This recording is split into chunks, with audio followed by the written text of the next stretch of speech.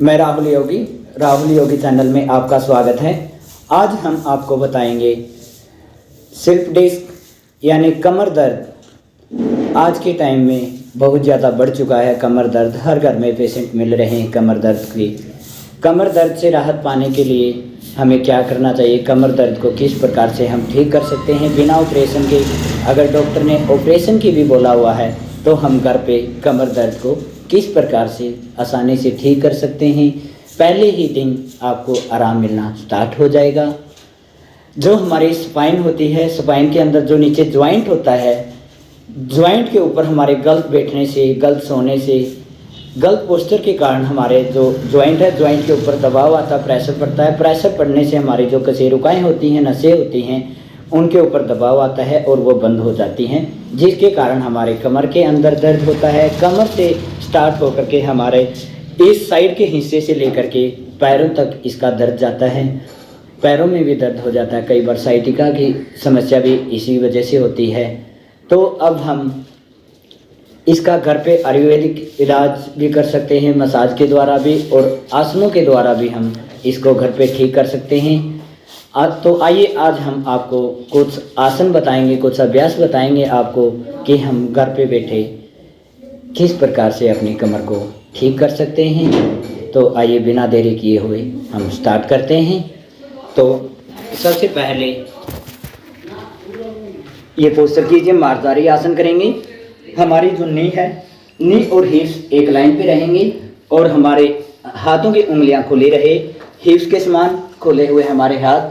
Shoulder की एक line में हमारी हथेली रहेगी, उंगलियां हमारी खुली रहेंगी और पंजे पीछे की ओर फ्लैट रहेंगे। श्वास को अंदर भरते हुए अपने जो लोअर बैक है, लोअर बैक को डाउन करना है और आगे से अपर पार्ट को अप करना है और फिर श्वास बाहर छोड़ते हुए अपनी चेस्ट को ऊपर की तरफ उठाना है, अपनी गर्दन नीचे की ओर, जितना आप कर सकते हैं। फिर इसी प्रकार से 5 से 6 बार इस अभ्यास को दोहराएं, मार्जारी आसन। इससे हमारे स्पाइन के अंदर फ्लेक्सिबिलिटी आएगी, जो हमारी मसल है, मसल में मजबूती आएगी। इस प्रकार से करते रहें इस अभ्यास को 5 से 6 बार। 10 बार इसका अभ्यास करें। धीरे धीरे हमारा अभ्यास होने के बाद में इस अभ्यास को फिर टाइमिंग बढ़ा दीजिए। इससे हमें पहले ही दिन हमारी कमर में आराम मिलना स्टार्ट हो जाएगा। ध्यान में रखें कि हमारे हाथ एक लाइन पे, शोल्डर एक लाइन पे रहे, हमें गलत नहीं करना है। नेक्स्ट अभ्यास करते हैं। हमारे जो नी है, नी और हिप्स का हिस्सा हमारा सेम रहेगा और सिर्फ यहीं से अपने दोनों हाथों को साइड में निकाल दीजिए, लेफ्ट राइट दोनों हाथों को, एल्बो को बाहर की ओर कीजिए और अपना फोरहेड, हिप्स और नी, इनका ध्यान रखें, ये एक लाइन में रहेगी और अपने फोरहेड को जमीन पर रखें और धीरे धीरे जितना आप दोनों हाथों को सीधा कर सकते हैं उतना सीधा करें।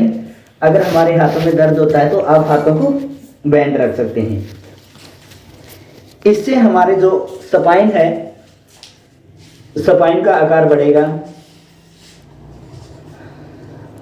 इसमें आपको होल्ड रखना है 1 मिनट से 1.5 मिनट, 2 मिनट, जितना आप होल्ड रख सकते हैं उतनी देर होल्ड रखें। फिर वापस आएंगे।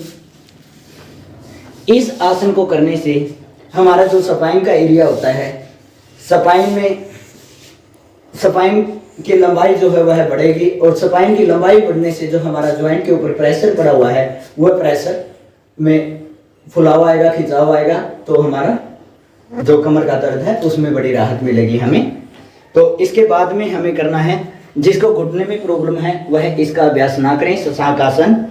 बाकी सभी को इसका अभ्यास करना है। ये भी हमारी स्पाइन को बढ़ाने के लिए है, स्पाइन का आकार को बढ़ाने के लिए है। शशांक आसन, दोनों हाथ सामने की ओर सीधे। इसमें इस आसन में हमें चेन को जमीन पे लगाना है या फोरहेड को जमीन पर लगाएं, कमर सीधी रखें। इस आसन में भी हमें 1 से 1.5 मिनट तक होल्डिंग करना है। होल्ड करने के बाद में फिर वापस आना है। इसे मसल के अंदर, मसल में मजबूती मिलेगी, हमारी कमर के अंदर फ्लेक्सिबिलिटी आएगी जो जॉइंट है, जॉइंट की ओपनिंग होगी, स्पाइन की ओपनिंग होगी इस आसन से। लगभग सभी आसनों में सेम लाभ मिलेंगे आपको, सभी के सेम लाभ हैं। इसके बाद में हम करेंगे कुछ अभ्यास खड़े होकर के जो हमारे स्पाइन को बढ़ाएंगे, ओपनिंग करेंगे हमारी स्पाइन की। तो आइए हम करते हैं हस्तो उत्थान आसन। सीधे खड़े हो जाएंगे। सीधे खड़े होने के बाद में अपने दोनों हाथों को अपने सिर से ऊपर सीधा करें। ऊपर सीधा करने के बाद में दोनों हाथों के उंगलियां एंटरलॉक करने के बाद हथेलियां आसमान की ओर होंगी। पूरा शरीर ऊपर की तरफ खींचा हुआ, एड़ियां अप रहेंगी। देखो एड़ियां हमारी अप रहेंगी। एड़ियां अप करने के बाद में जो हमारा नाभि और छाती का हिस्सा है, इसके अंदर नाभि और छाती का हिस्सा के अंदर खिंचाव लेना है हमें। जितना ज़्यादा आप खिंचाव कर सकते हैं ऊपर की ओर खिंचाव करें। पूरे शरीर को ऊपर की तरफ तान के रखें। अपना ध्यान सामने किसी भी एक पॉइंट के ऊपर रखें। इस अभ्यास को भी हमें 3 से 4 बार करना है और जितनी बार देर तक आप होल्ड कर सकते हैं उतनी भी एक पॉइंट के ऊपर। पूरा शरीर ऊपर की तरफ खींचा हुआ, जबरदस्ती नहीं करना है हमें कोई भी अभ्यास। फिर रिलैक्स करेंगे। डाउन आने के बाद में, इसके बाद में करना है हमें कटी चक्रासन। कटी चक्रासन में दोनों पैरों में गैप नहीं करना है। अगर चाहें तो थोड़ा सा गैप कर सकते हैं हम कंधों के इक्वल, ताकि हम साइड में गिरे नहीं। इसलिए एक हाथ हमारा सीधा रहेगा और दूसरे हाथ को हमें ऊपर की ओर सीधा करना है। ऊपर की ओर सीधा करने के बाद देख लीजिए एक बार, हमें साइड बाइंडिंग करनी है। हमारे जो शोल्डर हैं वह एक लाइन पे रहें हमारी। डाउन जाएंगे, हमारे जो शोल्डर हैं वह एक लाइन पे रहें। शोल्डर को आगे पीछे नहीं करना है। इससे हमारे पेट से संबंधित रोगों के लिए भी बहुत लाभदायक है यह अभ्यास। जिसको गैस उफारा रहता है उनके लिए भी बहुत लाभदायक है। होल्ड करेंगे, फिर चेंज।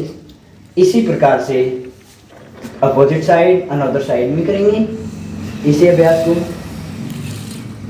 फिर अब हमें 5 से 10 बार इस आसन का अभ्यास करना है। इससे भी हमारे जो स्पाइन के अंदर है, जो साइड की नसें थी, जो प्रेशर आया हुआ था राइट या लेफ्ट में L5 के अंदर जो प्रेशर बना हुआ था हमारे, ये साइड की करने से वह प्रेशर में ओपनिंग होगी। ओपन होते ही हमारे जो कसे रुकाए हैं उनमें जो फुलाव है वह होना स्टार्ट हो जाएगा और रक्त का संचार हो जाएगा। तो अब हम बैठ करके करते हैं कुछ अभ्यास कमर के ही। अपने पेट के बल लेट जाएंगे। पेट के बल लेट करके दोनों हाथ पंजे अपने पीछे फ्लैट रहेंगे। कंधों के समान पैरों को खोल दीजिए। अपने दोनों हाथों को अपनी छाती के साइड में, शोल्डर के नीचे और उंगलियां खुली हुई। श्वास को अंदर भरते हुए अप करना है। कुछ योगी करवाते हैं कि सीधा बोल देते हैं कि भुजंगासन करो। ये पोस्टर जो है ये हमारा बिल्कुल गलत होता है। इससे हमारे कमर के अंदर दर्द और ज़्यादा बढ़ सकता है। इसलिए छोटी छोटी जो गलतियां होती हैं उनको भी नोट करें साथ में। हमारे जो हाथ हैं, एल्बो है, वह हमारी छाती से चिपकी हुई रहनी चाहिए। श्वास को अंदर भरते हुए आगे से अप करेंगे और एल्बो हमारी जो है वह बेंड रहेगी, ऊपर की ओर देखें। इस आसन में हमें होल्ड करना है। जितना आप कर सकते हैं उतना ही करें, ज़बरदस्ती कोई भी अभ्यास को ना करें। जितनी देर आप होल्ड कर सकते हैं आसन को उतनी ही देर होल्ड करें। इससे भी हमारे कमर के अंदर बहुत ही 99% हमारे कमर के रोग हैं जो वह इस आसन से ठीक होते हैं। एक बार फिर से करके दिखाएंगे आपको भुजंगासन। श्वास को अंदर भरते हुए आप एल्बो बैंड, एल्बो सीधी नहीं करनी है।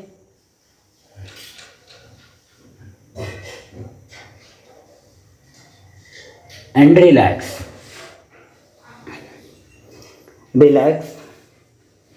फिर हम करेंगे शलभासन। शलभासन में हमें दोनों पैर पीछे फ्लैट रहेंगे। पैरों को बंद कीजिए। अपने दोनों हाथ जंघों के पास, थाई के पास में लगाएं। हथेली आसमान की ओर रहेगी। श्वास को अंदर भरते हुए एक पैर को अप करेंगे। हम जितना अप कर सकते हैं एक पैर को अप करने का प्रयास करें। फिर डाउन, फिर अप करेंगे दूसरे पैर के साथ में। ये हमें ध्यान में रखना है कि लेफ्ट पैर को अप किया है तो राइट को भी हमें अप करना है। इनके राउंड कीजिए, 5-5, 7-7 बार राउंड करने के बाद में होल्ड करेंगे। फिर हमें इस आसन को दोनों पैरों के साथ में करना है, शलभासन को, श्वास को अंदर भरते हुए अप, ठोड़ी जमीन के ऊपर लगी रहेगी, डाउन, रिलैक्स, रिलैक्स। नेक्स्ट आसन है हमारा त्रियक भुजंगासन। इससे भी हमारे कमर का दर्द जो है वह ठीक होता है। कमर स्पाइन के अंदर हमारे फ्लेक्सिबिलिटी आती है, जो मांसपेशियां हैं वह मजबूत बनती हैं। एक बार देख लीजिए। श्वास को अंदर भरते हुए आप एल्बो बैंड रहेंगी। अप करने के बाद में श्वास अंदर भरते हुए लेफ्ट साइड से टर्न करेंगे और अपने अपोजिट साइड की एडी को देखने का प्रयास करें। फिर डाउन, सामने की ओर ध्यान, डाउन, फिर अप करेंगे। अपोजिट साइड से गर्दन को रोटेट करते हुए अपोजिट साइड की हिल को देखने का प्रयास करें एंड डाउन। 5-5 बार इस आसन का अभ्यास करें। इस आसन का अभ्यास करने के बाद में हम करेंगे पर्वत आसन। देख लीजिए एक बार।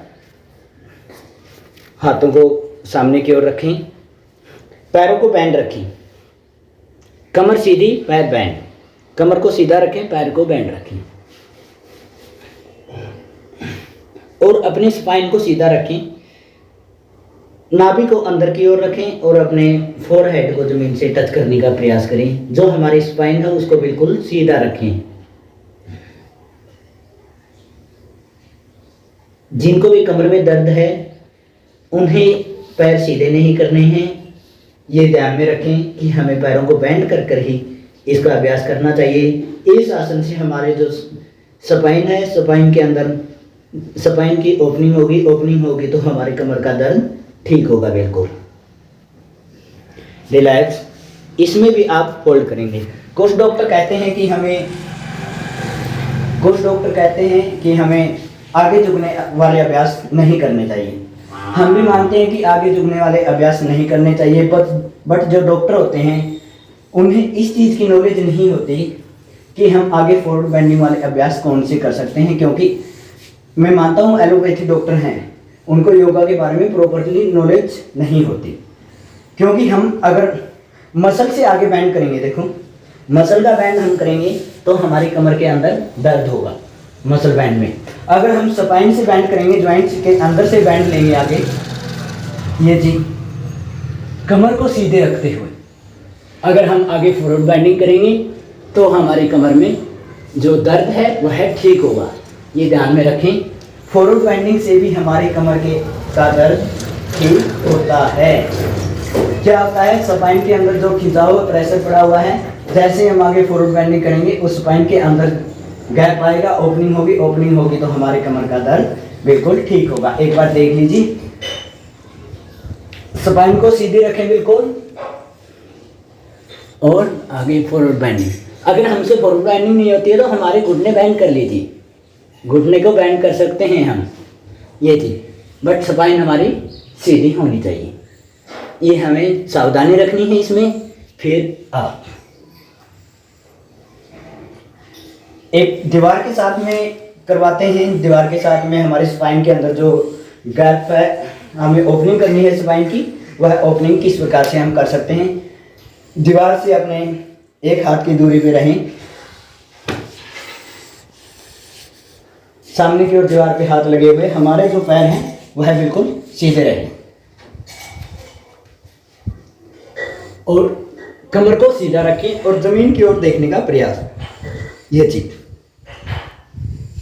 हमारे पैरों को बिल्कुल सीधा रखना है। एक लाइन पे 90 डिग्री पे रहेंगे, आगे फॉरवर्ड बेंडिंग और स्पाइन को सीधी रखें।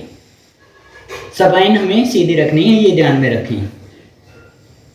मस्कुलर पेन नहीं, मस्कुलर से यानी कि मसल से हमें आगे फॉरवर्ड बेंडिंग नहीं करनी है। अगर हम मसल से फॉरवर्ड बेंडिंग करेंगे तो हमारी कमर के अंदर जो दर्द है, स्लिप डिस्क का दर्द है, वो है हमारे अंदर और ज़्यादा बढ़ेगा और हमें और ज़्यादा परेशानी होगी। फिर आप बोलेंगे कि कैसा राहुल योगी था जिसने हमें बहुत ही गलत तरीके से गाइड किया। इसलिए मैं आपको हाथ जोड़ के कहता हूँ कि वीडियो को अच्छे से सुने, पहले अच्छी प्रकार से देखें, उस प्रकार से आसन को करें। अगर कुछ भी नहीं समझ में आता है, मैं मेरा व्हाट्सएप नंबर डाल देता हूँ डिस्क्रिप्शन लिंक में, आप कांटेक्ट कर सकते हैं, या लाइव क्लासेस लेने के लिए आप मेरे से कांटेक्ट कर सकते हैं। व्हाट्सएप नंबर पे, व्हाट्सएप पे ही मेरी कॉल होगी। तो प्लीज़ मेरे चैनल को सब्सक्राइब ज़रूर करें, बेल आइकन का बटन ज़रूर दबाएं। अगर वीडियो अच्छी लगी है तो लाइक और शेयर ज़रूर करें। वंदे गौ मातरम।